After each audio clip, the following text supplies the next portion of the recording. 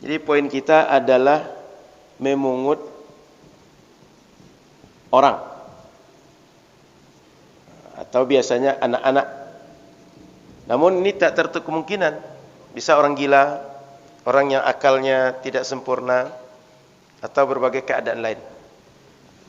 Bagaimana menurut syariat?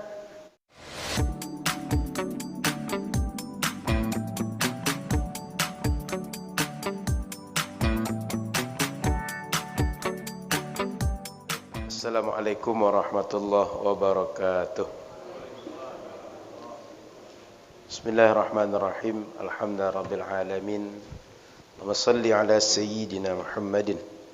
Alhamdulillah, Bapak Ibu jamaah Masjid Nurul Fajar yang dimuliakan Allah. Kita kembali dimuliakan Allah dengan nikmat yang kita pakai dalam diri kita sampai saat ini untuk hidup duniawi dan ukhrawi kita. Mudah-mudahan kita semua termasuk di antara orang yang mampu menggunakan nikmat dengan kebaikan dan bersyukur dengan nikmat yang Allah karuniakan.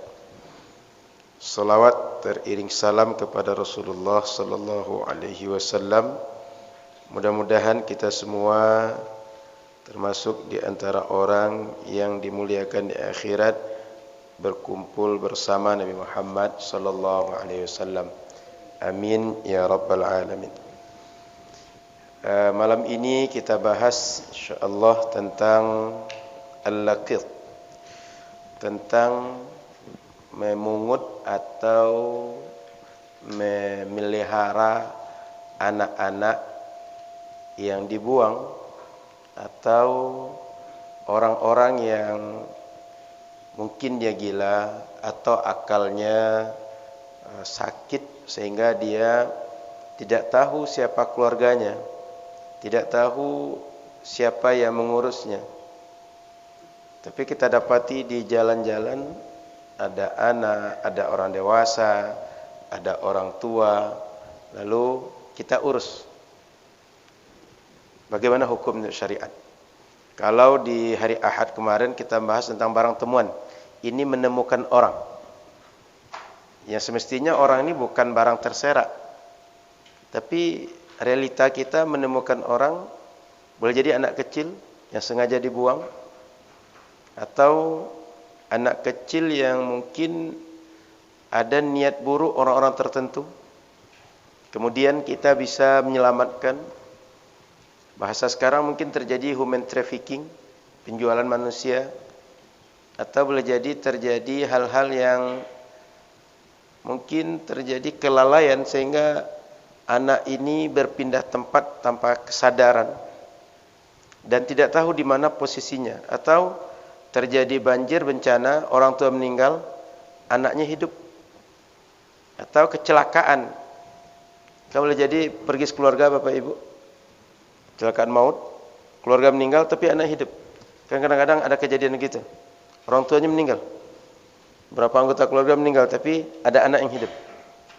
Kita yang lain memungut anak itu. Itu pembahasan kita malam ini. Jadi paham gambaran masalahnya? Kita tengok di buku kita halaman 99 buku yang ini. Pasal laqit. Faslun wa idza wujida laqitun biqari'atit tariq fa akhadahu wa tarbiyatuhu wa kafalatuhu wajibatun 'alal kifayah. Bila kita menemukan ada anak, ada orang, dia mungkin di pinggir jalan. Artinya umumnya terjadi itu di pinggir jalan, tapi tidak mesti pinggir jalan. Bisa saja di hutan, bisa saja di pasar, atau di masjid, karena saking ramainya orang, orang tua pisah dengan anak, atau di acara keramaian yang lain, sehingga anak-anak atau ada orang yang tidak kita ketahui keluarganya di mana, kita pungut, kita bawa, kita asuh. Fa'akhduhu wa tarbiyatuhu wa kafalatuhu wajibatun 'alal kifayah. Maka mengambil orang tadi, lalu mengasuhnya, menjaganya, mengurusnya, itulah fardu kifayah bagi umat Islam. Mesti ada yang mengurus, mesti ada yang mengambil. Jangan semuanya membiarkan. Tentu saja orang yang mengambil ini mesti adalah orang yang dia punya rasa dalam dirinya atau keyakinan dalam dirinya, dia akan mampu untuk mengurus orang ini. Dia akan bisa memuliakan, bisa memberi makan, memberi pakaian, memberi tempat tinggal orang yang dibawa ini, meskipun bukan keluarga dia. Wala yuqarru illa fi yadi amin. Dan tidak boleh kita percayakan orang yang dipungut ini berada di tangan orang kecuali orang yang amanah. Artinya hukum mengambilnya fardhu kifayah. Siapa yang fardhu kifayah mengambil itu? Orang yang dalam dirinya sifat amanah. Fa in wujida ma'hu malun anfaqa 'alaihi al-hakim minhu wa illam yujad ma'hu malun fa nafaqatuhu fi baitil mal. Lalu kalau dia ambil, biayanya bagaimana? Biayanya dari dia pribadi atau diambilkan dari baitul mal, dari kas negara, dari sumber-sumber dana yang menjadi tempat penghimpunan dana umat, terutama sumbernya ziswaf. Jadi dananya ini diatur juga, dananya dari siapa, bagaimana diatur. Jadi poin kita adalah memungut orang, atau biasanya anak-anak. Namun ini tak tertutup kemungkinan bisa orang gila, orang yang akalnya tidak sempurna, atau berbagai keadaan lain. Bagaimana menurut syariat? Hukumnya adalah fardu kifayah. Maknanya kalau ada kejadian seperti ini terjadi di sekitar kita RW apa Pak? RW berapa? RW 4 katakan. Ada kejadian di RW 4, orang sudah 3 hari misalnya, ini tidak ketahuan dia dari mana, keluarganya di mana, tinggalnya di mana. Itu mesti ada di antara kita yang mengambil orang ini untuk kita urus. Kalau tidak, semua orang RW 4 bisa berdosa. Karena hukumnya fardu kifayah. Fardu kifayah ini adalah kewajiban untuk semua orang, Pak. Jadi jangan kira kewajiban untuk sebagian orang. Hukum asalnya fardu kifayah itu kewajiban untuk semua orang. Tapi dia gugur kewajiban ini bila dikerjakan sebagian orang. Jadi fardu kifayah itu jangan kira hanya kewajiban untuk sebagian orang. Tapi dia adalah kewajiban untuk seluruh orang. Namun dia menjadi gugur kalau ada sebagian orang yang mengerjakan. Jadi fardu kifayah itu jangan salah paham Bapak Ibu. Itu kan fardu kifayah, cukup si Anu saja yang tahu, cukup si Anu saja pelajari. Tidak. Tapi fardu kifayah itu adalah fardu wajib untuk semua orang muslim. Namun bila dikerjakan sebagian muslim, gugur kewajiban keseluruhan. Dan fardu kifayah suatu saat bisa menjadi fardu ain. Contoh, kita akan sering fardu kifayah itu contohnya adalah orang meninggal. Bila orang meninggal itu yang hidup hanya saya. Anggap di RW 4 ini seperti kejadian tsunami misalnya, kamu meninggal semua. Yang hidup hanya saya. Ada orang mati di sini. Apa yang harus saya lakukan? Fardu ain bagi saya mengurus orang ini. Itu nggak bisa lagi saya cari orang atau saya geser kemana. Saya ada di sini, fardu ain. Makanya hal-hal fardu kifayah sebaiknya setiap muslim mempelajari. Bila ada orang yang mengerjakan, dia nggak perlu lagi mengerjakan, atau dia sudah terwakili dengan orang yang mengerjakan. Tapi bila kita tidak tahu ilmunya, jika datang fardu ain pada kita, itu kita kewalahan. Kenapa? Nggak pernah belajar. Makanya fardu kifayah itu jangan pandang itu kewajiban untuk orang, tapi untuk semua orang. Namun gugur bila dikerjakan oleh sebagian orang. Jadi fardu kifayah, kalau ada orang yang tidak diketahui keluarganya, tapi siapa orang yang fardu kifayah ini? Orang yang punya sifat amanah dalam dirinya. Amanah maksudnya bagaimana? Dia berkeyakinan bahwa orang yang dia ambil ini, dia akan urus dengan baik, dia akan beri makan, beri pakaian, minimal ke manusia begitu, pakaian, makan, tempat tinggal, diurus dengan baik, kebutuhan-kebutuhan dia Termasuk kalau dia tidak bisa buang hajat dengan sendiri, itu dibantu diurus. Ya seperti mengurus orang tua kita sendiri kalau dia orang tua. Kalau anak seperti mengurus anak kita sendiri. Intinya, orang ini diperlakukan sebagaimana manusia diurus. Orang amanah. Tentu saja orang amanah ini mesti orang, dia muslim, dia orang berakal, dia sudah baligh, dia sudah punya kemapanan. Karena ini tidak mungkin anak-anak melakukan yang begitu.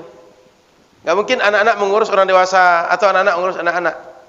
Orang punya kemapanan, kematangan jiwa, sehingga bisa mengurus. Lalu biayanya dari mana? Ada dua opsi. Satu, kalau orang yang memungut itu punya biaya, biaya diambilkan dari orang yang memungut. Kalau dia tak punya biaya, dia sanggup mengurus tapi tak ada biaya. Dia datang ke Yayasan Wakaf Umat, Ustaz, ada di tempat kami orang enggak tahu tempat tinggalnya di mana. Saya siap urus, tapi biaya hidupnya saya enggak kuat. Sebab saya cukup untuk biaya saya sendiri. Saya cukup untuk keluarga saya. Apa kata saya? Biaya hidup dia, urus dia, setiap bulan kami urus, kami biaya sekian. Kita hitunglah Pekanbaru berapa biayanya orang hidup satu orang satu hari. Saya biaya 3 juta sebulan, urus dia. Setahun 36 juta. Setiap bulan saya kirim, urus dia. Jadi dari mana dananya? Kalau orang yang memungut sanggup, dia biayai. Kalau dia tak sanggup, Baitul Mal. Sekarang Baitul Mal enggak ada Bapak Ibu. Maka kita bisa mengadu ke kas negara atau Departemen Sosial. Masih ada sekarang Pak, Dinas Sosial Pak? Wallahu a'lam. Tidak ada dinas sosial, datang ke Basnas atau Lasnas atau lembaga-lembaga filantropi yang seperti ini. Kalau tidak juga, pengurusan Ziswaf di Masjid Nurul Fajar gunakan untuk biaya ini dari dana umat, zakat, infak, sedekah, wakaf, gunakan pengurusan itu. Karena dia manusia layak hidup. Manusia ini jangankan hidup, orang mati saja dimuliakan. Sehingga tak ada orang mati itu dibuang. Tapi orang mati itu dimandikan, diurus dengan dikafani, disolatkan, dikuburkan. Kan bisa saja orang mati taruh sembarang tanah kan, tapi ada aturan. Digali kuburan, ada tata cara, bahkan ada ibadahnya. Walaqad karramna bani Adam. Dalam Al-Quran kami muliakan manusia. Maka manusia ini Bapak Ibu mati saja dimuliakan, apalagi hidup. Sehingga bila ada menisbahkan bahwa Islam itu agama teroris, agama yang memangsa orang lain, agama haus darah, itu orang yang salah persepsi atau orang yang tidak punya informasi yang benar atau informasi yang lengkap tentang Islam. So jangankan orang hidup, orang mati saja dimuliakan. Tidak boleh sembarang buang. Itu bangkai. Apalagi orang hidup. Lalu Bapak Ibu yang dirahmati Allah Subhanahu wa taala, ini kita tak memandang nih Bapak Ibu. Kenapa dia dibuang atau orang ini tiba-tiba ada di jalan? Kita tak memandang. Apakah orang tuanya sengaja membuang atau orang tuanya mungkin mohon maaf PSK sehingga dia tak berani mengurus? Mungkin takut kalau dia urus anak akan seperti dia. Kita tak pandang orang tuanya seperti apa. Dia sampai ke kita sebab apa, kita tak pandang itu. Yang jelas ini orang. Orang ini sama dengan kita, butuh makan, butuh pakaian, butuh tempat tinggal. Jadi kita enggak usah cari ini anak siapa lah ini. Enggak usah begitu. Tapi jika tahu nasabnya, kita bisa mengantarkan ke orangnya, tidak ada masalah. Sehingga nasab dia jelas. Cuma kita tidak memandang, oh dia karena malu dibuangnya anaknya, kita dibebankan dia. Enggak perlu pandang itu. Kita urus saja kalau kita sanggup. Kalau tidak, balikkan ke orang tua dia yang memang valid itu orang tuanya. Biasanya orang tua kalau punya hati nurani, sebejat-bejat dia akan tak ambil anak dia, akan diurus anak dia.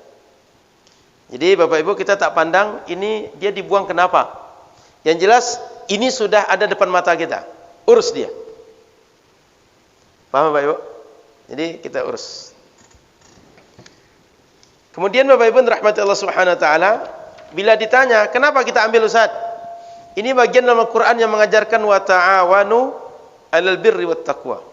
Kalian bertolong-menolonglah sesama kalian, sesama anak cucu Adam untuk berbuat baik, untuk kalian sama-sama bertakwa kepada Allah. Surah Al-Qur'an begitu. Jangan sebaliknya. Berkongsi kita, berkomplot kita, berbuat yang tidak baik. Dan bila kita tengok dalam sejarah, ada nabi yang sudah pernah seperti ini. Dia dihanyutkan ke sungai, lalu diambil oleh keluarga Fir'aun. Ini menarik cerita Fir'aun ini. Di zaman Fir'aun itu Nabi Musa lahir, itu Fir'aun mimpi bahwa siapapun anak laki-laki kalau besar nanti akan jadi musuh dia. Sehingga Fir'aun mensuruh seluruh pasukan dia cari siapa saja anak laki-laki lahir di masa itu. Orang tua Nabi Musa cemas. Ini akan jadi korban. Allah tenangkan, enggak usah takut, enggak usah khawatir. Setelah Nabi Musa lahir, suruh masukkan dalam tabut. Tabut itu dalam peti, dalam apa sih? Kayak buayan itu, Bapak? Kayak keranjang. Masukkan keranjang, hanyutkan ke sungai. Nalar manusia kita, masa tega buang ke sungai? Nanti bagaimana dia? Tapi Allah ngatur bahwa sungai itu di hilirnya itu tempat pemandian keluarga Fir'aun. Dulu kan peradaban manusia kan pinggir-pinggir air, pinggir sungai, pinggir danau, pinggir laut, karena sumber kehidupan air diantaranya. Sehingga kalau tengok di Riau ini, tengok peradaban Siak lama, peradaban Kuntu, dan berbagai peradaban, itu pinggir sungai. Tengok Pelalawan, peradaban Pelalawan, Sungai Siak itu pinggir sungai. Setelah ada jalan raya, baru kehidupan sungai tertinggal. Jalan dibuat dengan titik koordinat. Apalagi dengan kemajuan sekarang, itu GPRS itu sudah jauh sekali dari sungai sebagian. Sehingga peradaban mereka jauh pindah. Keluarga Fir'aun dia punya tempat pemandian khusus, kerajaan. Hanyutkan Nabi Musa, maka dihanyutkan. Akhirnya sampai di tempat pemandian keluarga Fir'aun. Sampai tempat pemandian dapat pula oleh keluarga pembesar istana. Begitu ditengok, yang namanya anak-anak, biasanya naluri manusia senang dengan anak-anak. Mau kenal orang tuanya atau tidak, senang dengan anak-anak. Senang dia. Muncul rasa cinta. Sehingga dia minta pada Fir'aun, Fir'aun ini tolong kita besarkan. Senang dengan anak ini. Akhirnya dibawa ke asrama, ke istana. Sampai di istana, anak kecil dia butuh ASI. Enggak ada yang bisa menyusui. Maka dibuatlah sayembara. Siapa yang bisa menyusui anak ini? Di saat itulah ibu Nabi Musa daftar. Yang lain daftar, ibu Nabi Musa daftar. Dan sudah menjadi fitrah, Nabi Musa akan cocok dengan ibu kandung dia. Tidak cocok dengan ibu yang lain. Sehingga setiap diuji dengan ibu yang lain, tidak cocok. Tapi begitu ibu Nabi Musa, ya namanya ibu kandungnya, dari rahim itu dia keluar. Cocok dengan dia. Akhirnya Nabi Musa disusukan oleh ibu dia di istana tanpa ada rasa takut dan cemas. Bayangkan kalau melahirkan di luar, dibesarkan sendiri, itu bisa diburu oleh Fir'aun, dibunuh, takut, dan berusaha mencari selamat dengan berbagai cara. Tapi Allah atur, dia hidup di tangan musuh dengan selamat, normal. Makanya Bapak Ibu, kita ini kalau hidup menurut nalar kita, banyak hal yang kita takutkan dalam hidup ini. Banyak yang tak sesuai menurut kita, tak mungkin menurut kita. Tapi tengok Nabi Muhammad, perjalanan hijrah misalnya. Keluar dari rumah untuk perjalanan hijrah ke Madinah, itu orang mengepung rumah beliau, 13 orang, semuanya tak melihat beliau keluar. Kan bagi Allah tak perlu mendatangkan tank banyak, tentara banyak, cukup orang tadi tak bisa lihat saja. Mata ada di kepala tapi tak bisa melihat. Tengok lagi ketika di Gua Thur, itu nalar manusia kita, itu pasti Nabi Muhammad tertangkap. Karena Gua Thur itu singkat, yang ngejar banyak. Artinya ke dalam itu enggak besar. Enggak perlu orang berduyun-duyun ke dalam, lalu ada korban baru ketemu orang, enggak. Dangkal. Nampak dari luar. Tapi hanya cara Allah selamatkan, satu pun orang tak terpikir Muhammad ada di situ. Tidak ada satu pun yang mencari Muhammad ke dalam. Dikejar lagi oleh Surakah. Kudanya itu kalau berlari ke kiri, ke kanan, ke belakang, kencang sekencang-kencangnya. Tapi lari mengejar Muhammad terperosok. Begitu cara Allah mengatur, menyelamatkan orang yang dia mau untuk selamat. Makanya dalam hidup ini Bapak Ibu, kalau kita punya hasbunallah wa ni'mal wakil, la haula wa la quwwata illa billah, fahuwa hasbuh. Allah yang atur untuk kita. Sehingga berbagai cara yang tak pernah terpikir oleh kita, yang tak pernah masuk ke nalar kita, dia jadi. Familiar bagi kita baca ayat innama amruhu idza arada syai'an ayyakula lahu kun fayakun. Selamatkan Musa, kata Allah. Allah mengatur Musa selamat. Sungai mengatur, manusia mengatur, sehingga Nabi Musa selamat. Makanya sampai kiamat, selama kita dalam aturan Allah, kita akan selalu punya jalan-jalan yang tak pernah diduga oleh kita, tak pernah diduga oleh orang. Tapi kalau kita menyelisihi, kita menentang, kita tidak mau mengikut cara dia, siap-siap sehebat apapun kita, tidak akan bisa selamat dengan cara kita melawan Allah Subhanahu wa taala. Baik, Bapak Ibu rahmati Allah Subhanahu wa taala, itu satu pelajaran. Ada lagi hadis Nabi yang menganjurkan kita. Man naffasa an mu'minin kurbatan min kurabid dunya. Siapa saja orang yang memberikan kelapangan untuk seorang mukmin di dunia, Allah akan bukakan bagi dia berbagai kesempitan yang akan dia alami dalam kehidupan akhirat dia. Artinya kita tolong orang sekarang, nanti di akhirat kita susah ditolong Allah. Hari ini kita kasih makan orang yang butuh makan, di akhirat saat kita butuh makan dikasih makan oleh Allah. Hari ini orang butuh minum, kita kasih minum, di akhirat saat kita butuh minum dikasih minum oleh Allah. Saat ini kita butuh, ada orang butuh tempat tinggal, kita bantu, di akhirat Allah kasih tempat tinggal yang nyaman untuk kita. Maka orang di dunia kalau dia rajin menolong orang lain, sehingga berbagai kesusahan orang lain selesai oleh dia, berbagai kesulitan hidup orang lain tercover oleh dia, di akhirat nanti insya-Allah berbagai hajat dia yang tak bisa diselesaikan kecuali hanya oleh Allah akan diganti oleh Allah bagi dia di akhirat. Makanya orang-orang yang suka berbagi di dunia, suka ngasih-ngasih di dunia itu, dia di dunia terjaga dari bala, di akhirat terjaga dari susahnya perjalanan akhirat. Dan itu hanya akan bisa dilakukan oleh orang beriman. Makanya Nabi menyebut wasadaqatu burhan. Orang mudah sedekah, mudah zakat, mudah wakaf, mudah infak, itu adalah tanda imannya bagus dalam hatinya. Imannya kuat. Karena kalau orang tak beriman tak akan melakukan itu. Sebagai bagian dari Tahadus bin Ni'mah, kami di Taman Wakaf Umat, hari Jumat kemarin saya khutbah di masjid dekat di sini. Tak jauh di sini. Ustaz, saya punya 8 kios. Satu pintu, tidak 2 tingkat, 1 tingkat. Di Jalan Seri Indra, di depan kantor camat Palas itu. Kalau kita simpang bingung, kalau kita mentok kan kantor camat. Sebelum itu ada ruko 8 pintu, sekitar 100 meter kantor camat.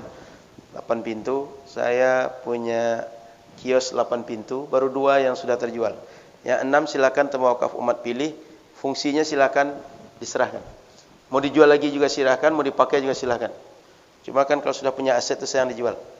Nanti belinya payah. Nah, sekarang kita tinggal mau jadikan untuk apa?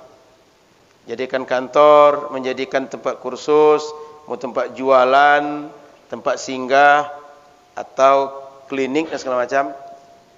Silakan. Kalau tak salah ukuran kios itu 4x12. Ya Pak ya? Panjang 12, lebar 4. Nah itu. Kita tak pernah membayangkan hal seperti itu. Termasuk ada di Jalan Bakti ini juga, dekat di perumahan Kastafia, perumahan elitnya. Itu ada satu rukan. Itu dibangunkan, begitu selesai diserahkan kita. Terserah, mau kita jual juga boleh, mau kita tempati juga boleh. Mau kita pakai untuk apa? Silakan. InsyaAllah akhir tahun ini dibangunkan. Karena belum dibangun memang, sebab dia bangun perumahan. Perumahan di situ kabarnya harganya rata-rata 2,3 M ke atas satu unitnya. Maka rukonya kalau yang sudah jadi itu rata-rata elit. Nah, katanya seperti itu mau dibuat. Berarti dapat rukan yang elit, insyaallah. Mudah-mudahan nanti tadi kami juga sedang rapat untuk pembuatan PT dari yayasan pengelolaan wakaf dalam bentuk PT. Nah, kantornya di sana. Kan wajar juga kalau PT kantornya elit kan. Jadi berkelas. Cocok juga ke PT dengan kantornya. Sehingga nanti ke depan ada wakaf produktif bisa kita kelola di PT. Sehingga orang yang kuliah gratis, orang yang sekolah gratis, guru pedalaman, ada dananya, insyaallah. Sebab kalau dana wakaf itu misalnya setiap tahun kita hitung pembukuan, ada untung, anggap 100% untung ini. 50% ini kita bagikan untuk sosial. 40% reinvestasi, simpanan dana untuk melanjutkan usaha. 10% untuk insentif pengelola, masih lumayan besar. 40% reinvestasi, sehingga usaha ini berkelanjutan. 50%, kalau untung 1 tahun 500 juta aja misalnya, ini kan sudah 250 juta dibagi. Itu kalau seandainya wakaf itu dikelola dengan baik dan surplus, banyak hal sosial yang bisa kita buat. Karena saat ini di hadapan kami santri di Palas 45, guru di Bagan Benio setiap bulan 4 juta. Sejak Oktober sampai sekarang masih kita yang cover. Kemarin Batu Tilam guru untuk imam masjidnya lagi. Masjid selesai nanti, guru atau imam masjidnya lagi. Sudah itu masyarakat minta buat madrasah aliyah. Berarti untuk garib masjid atau imam masjid, guru aliyah lagi. Sudah itu di Palas dan di apa namanya tempat buat bata itu, Pak. Kulim. Tempat buat bata itu daerah Jalan Badak. Jalan Badak. Itu ada juga satu dai yang setiap bulan kita gaji 2 juta. Di Palas juga ada masjid yang kita hidupkan. Sehingga setiap pekan khutbah Jumat datang ustaz-ustaz dari Pekanbaru. Setiap Jumat yang kita kasih insentif satu ustaz itu 400.000. Sehingga setiap bulan itu ada berapa untuk santri, untuk dai yang mesti kita keluarkan dananya. Belum lagi kegiatan dakwah yang juga butuh support dana. Maka kalau kita tidak kelola produktifnya, itu dana keluarnya banyak, dana masuk tak ada. Maka mesti dipikirkan dana masuk dan dana keluar. Mudah-mudahan berhasil insyaallah. Amin. Jadi Bapak Ibu, kalau kita mudahkan orang, Allah akan mudahkan kita. Kemudian dalam hadis Nabi ini yang menarik, man lam yarham lam yurham. Orang kalau tak punya rasa kasih sayang, Allah tak sayangi dia. Jadi pernah di zaman Nabi itu ada orang, dia punya anak 10. Kata dia, sepanjang hidup dia tak pernah satupun anak itu dia cium. Kan biasanya nalar kita kalau anak itu tanda sayang kita cium, dia tak pernah kata dia. Di situ kata Nabi, apakah engkau mau rasa sayang dalam hati yang setiap orang itu mestinya ada, Allah cabut dari engkau. Lalu kata Nabi, siapa yang tak punya rasa kasih sayang dalam dirinya, dia tak akan disayangi. Suruh balik pulang, lalu temui anak-anakmu, suruh dipeluk, disayang oleh Nabi SAW. Dan itu wajar terjadi, Pak. Kenapa? Thaqafah, faktor wawasan, budaya, ilmu yang dia punya saat itu. Naluriahnya dia pasti senang dengan anak, cinta dengan anak. Tapi wawasan dia di zaman itu, hidup dia dengan pengetahuan yang ada sekitar dia seperti itu. Sehingga tak satu pun anak dia pernah dia cium gitu. 10 anak. Bayangkan Bapak Ibu, betapa kerasnya hati menurut kita. Tapi begitu kebudayaan di saat itu. Nah, maka Nabi mengingatkan siapa yang tak punya rasa kasih sayang, Allah tidak akan menyayangi dia. Dan bila kita tengok Bapak Ibu, ini hikmahnya. Umat Islam ini nampak dia tuh punya rasa empati dan simpati dengan orang.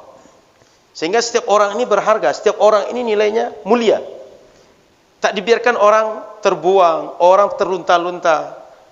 Orang merasa panas, orang merasa dingin. Dia merasakan panas dan dingin orang itu seperti dirinya merasakan. Sehingga dibawa ke rumah, diurus. Begitu kalau Islam itu diamalkan masyarakat. Apalagi keluarga sendiri. Ini tak kenal. Bukan anak kita, bukan keluarga kita, apalagi keluarga kita. Maka mestinya jika ini ditegakkan, dihidupkan masyarakat, keluarga kita lebih kita hidupkan lagi di masyarakat kita. Gitu Bapak Ibu yang dirahmati Allah Subhanahu wa taala. Jadi Bapak Ibu yang dimuliakan Allah Subhanahu wa taala, hukumnya fardu kifayah. Jangan sampai kita tinggalkan, jangan sampai kita biarkan.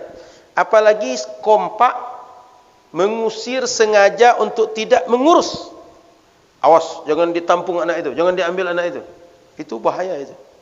Makanya dalam Al-Quran itu dikatakan man qatala nafsan bighairi nafsin aw fasadin fil ardi faka'annama qatala an-nasa jami'a.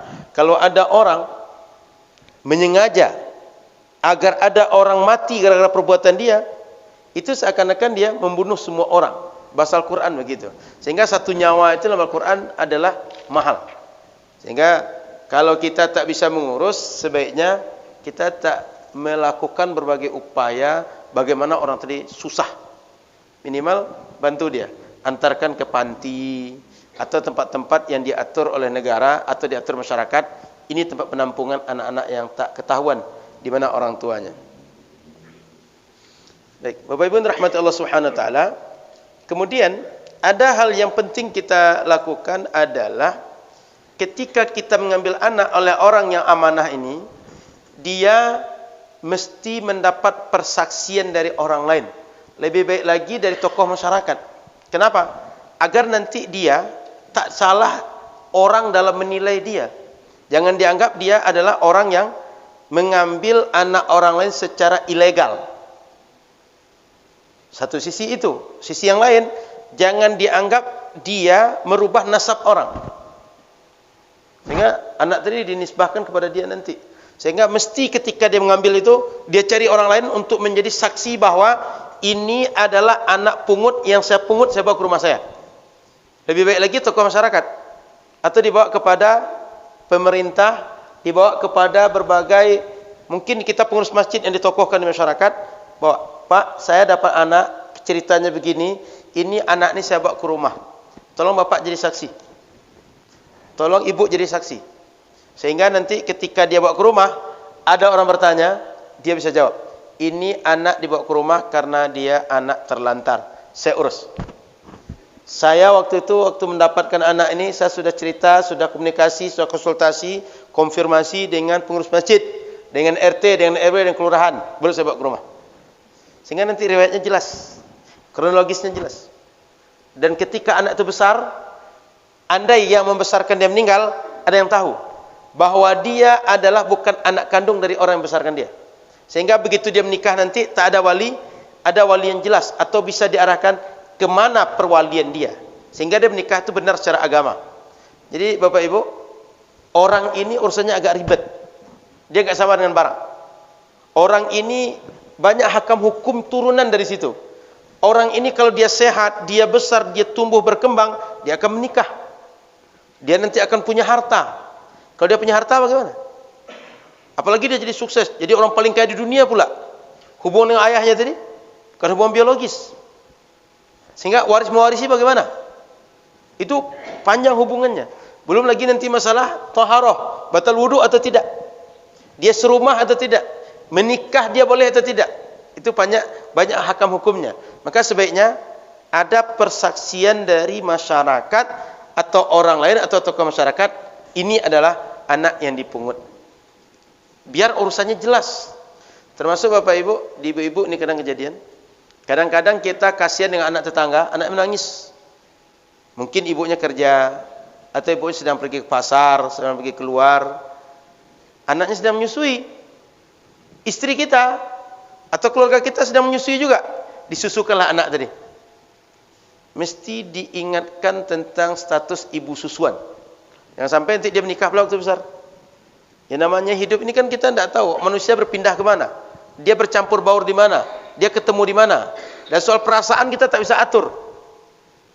Sehingga kalau ada ibu-ibu yang sempat menyusukan anak-anak, ingat betul siapa anak yang pernah disusukan. Selama masih umur 2 tahun ke bawah umur anak tadi, dan minimal dia menyusu 5 kali. Sekali menyusu itu sampai dia kenyang. Menyusu 5 kali, usia 2 tahun ke bawah, artinya 2 tahun dan ke bawah dari 2 tahun. itu anak itu masih status anak susuan. Kalau 2 tahun ke atas tidak lagi. Bila ada anak yang seperti itu adalah anak susuan.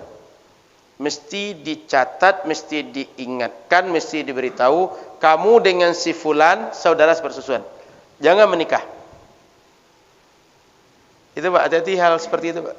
Nah, termasuk hal anak ini bila diambil, sebab kita ke depan nggak tahu anak ini bagaimana. Atau jangan-jangan ada orang yang ngaku-ngaku nanti. Kita kan juga bisa jelas. Ada alasan. Ada orang minta, ada orang ngaku. Jangan-jangan ada komplotan penjualan anak yang dia, ya bahasa orang sekarang pandai bahasa marketingnya Pak. Kan kadang-kadang di WA kita itu, kadang Bapak Ibu mungkin sering dapat juga, nomormu terpilih untuk undian ini segala macamnya. Dapat uang sekian, untuk mengambilnya kirim uang sekian dulunya. Kalau orang yang agak bodoh-bodoh sedikit lah Pak, atau bodoh banyak, iya pula kata dia. Supaya dapat dana 75 juta, kirim uang 5 juta dulu untuk pengurus segala macam. Dah selesai dana kirim 5 juta, nomor tadi terblok. Uang sudah lepas, 75 juta entah di mana buminya. Nah, itu kadang-kadang gitu. Termasuk kami di yayasan juga kadang kerjaan orang gitu Pak. Saya punya wakaf 15 juta kata dia. 5 juta tolong serahkan ke yayasan Anu. 5 juta untuk yayasan Bapak. 5 juta untuk Anu aja. Tolong nanti setelah kami kirim 15 juta, kami kirim bukti pengirimannya.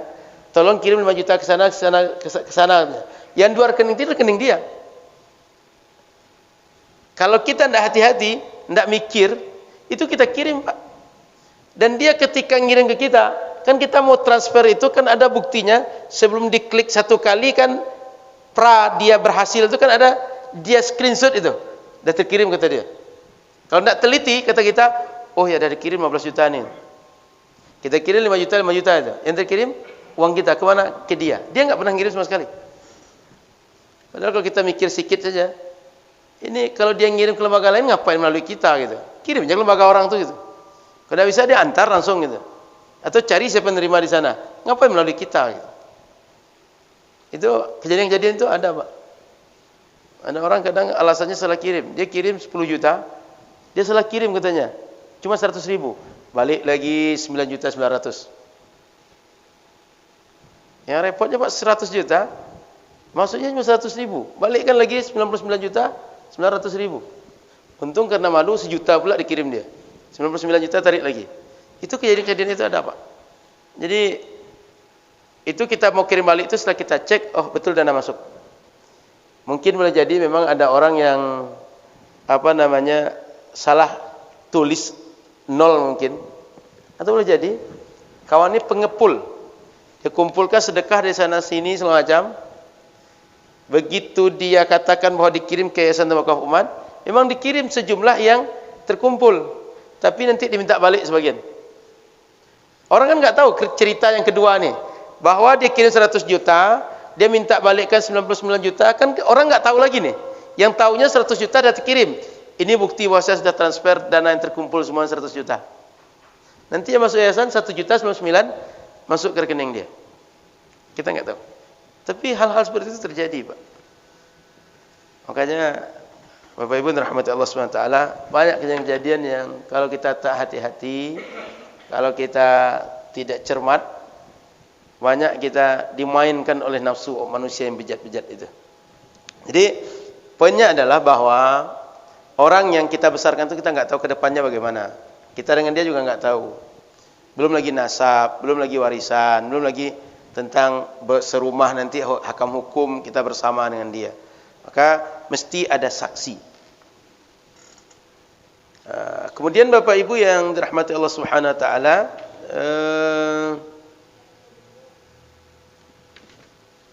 selanjutnya kalau dia punya harta, itu mesti harta dia kita jaga Bapak Ibu. Kamu nak tahu orang tuanya mungkin baik pula, setelah dia buang ditaruhkan emas 1 kilo di badan dia. Kamu nak tahu kan? Taruhkan 1 kilo dalam keranjang itu. Ini ada anak sekalian ada emas nih. Berarti maksudnya untuk harta anak ini. Harta itu bila ada, itu harta anak itu. Jangan diambil untuk kita. Jadi kalau kita ingin mengurus dia, pakailah harta tadi real sekedar berapa butuh membesarkan anak itu. Paham ya? Kalau anak tadi dititipkan harta atau dia punya harta, ambillah harta untuk membesarkan dia sesuai dengan berapa biaya untuk membesarkan dia dari harta dia. Kalau tidak, baru harta kita. Kalau tidak juga Baitul Mal atau Basnas atau Lasnas atau lembaga-lembaga Ziswaf. Termasuk dari keuangan masjid kita bisa dikelolakan itu, Pak. Nanti diatur di jemaah kita. Ini ada orang terlantar, kita urus. Karena boleh jadi Bapak Ibu dari sekarang menurut kita dia orang terbuang, tak ada artinya. Tapi jangan-jangan dia adalah aslinya punya warisan yang banyak sekali. Kan bisa saja begitu. Nah, kita enggak tahu gitu. Sebab tidak dapat cerita, anak-anak juga tidak bisa cerita tentang siapa dia. Kemudian status agamanya bagaimana? Bila kita enggak kenal keluarganya, hukumi Islam saja. Apalagi dapatnya di tempat kita. Sehingga anaknya perlakukan secara Islam. Artinya kita enggak hidup di negeri yang rata-rata penduduknya kafir. Seperti Singapura atau Eropa atau negara lain. Perlakukan dia sebagai muslim seperti kita. Jadi anak ini dianggap dia sebagai muslim seperti kita karena dapat di tempat kita. Nah itu. Isa urusan. Dah Isa urusan. Sikit lagi. Jadi termasuk kita Bapak Ibu yang dirahmati Allah Subhanahu wa taala, kita ini juga tidak mesti syahadat. Tapi kita mengikut agama dari orang tua kita. Orang yang butuh syahadat itu adalah orang yang sebelumnya tidak Islam, supaya diperlakukan sebagai muslim, dia mengumumkan diri dia muslim. Tanda mengumumkan dirinya kalimat syahadat dia. Jadi kalimat syahadat itu untuk membuktikan seseorang sebagai muslim, sehingga kita perlakukan dia sebagai muslim. Meninggal dia, nikah dia, ada warisan dia, kita perlakukan sebagai hakam hukum Islam. Saya kira itu sementara, kita lanjut azan. Setelah azan kita lanjut insyaallah. Silakan azan. Dina Muhammad.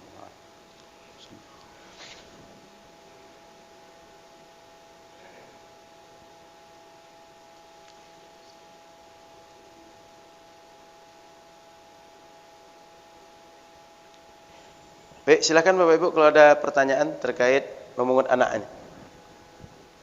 Kalau pertanyaan kita bahas dalam sesi diskusi. Silakan. Silakan, Pak. Baik, Pak.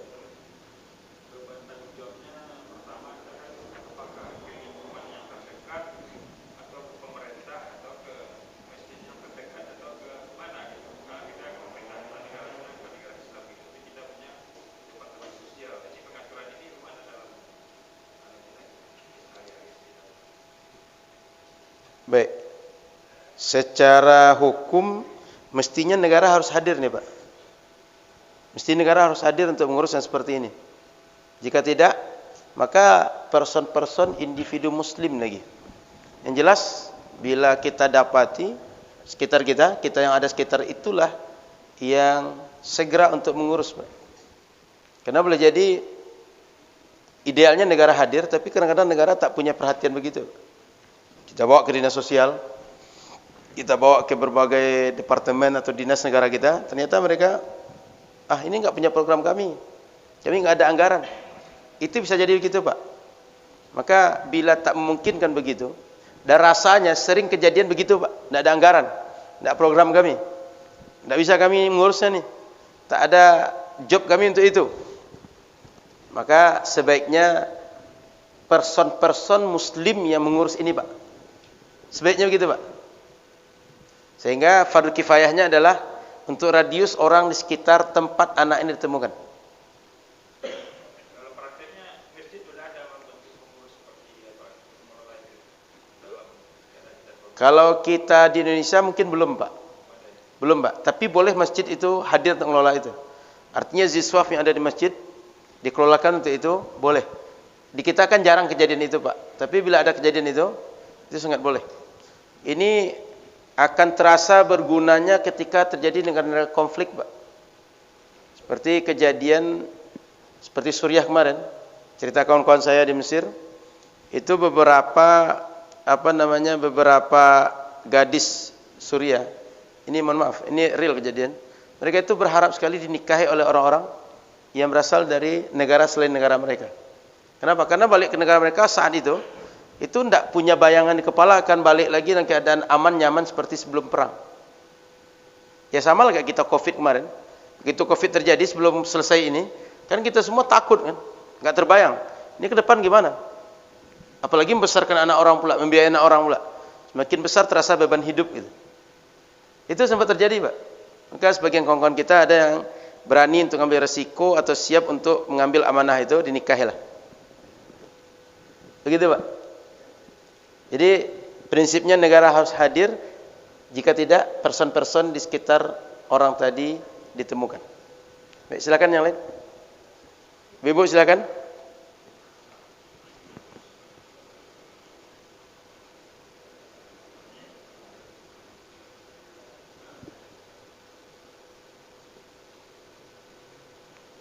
Ada?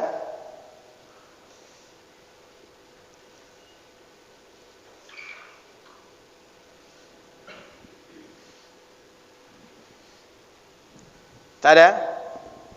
Jika tak ada, saya tambahkan. Dulu Bapak Ibu, di zaman jahiliyah, di zaman Nabi hadir di Makkah, itu ada kebiasaan tabanni. Tabanni itu adalah menganggap orang lain sebagai anak pribadi, anak kandung sendiri. Sehingga nasabnya menjadi nasab kita. Maka dulu ada Zaid bin Harithah. Zaid itu dia seorang budak, bapaknya Harithah. Tapi begitu diangkat anak oleh Nabi, itu pernah dianggap sebagai anak Muhammad.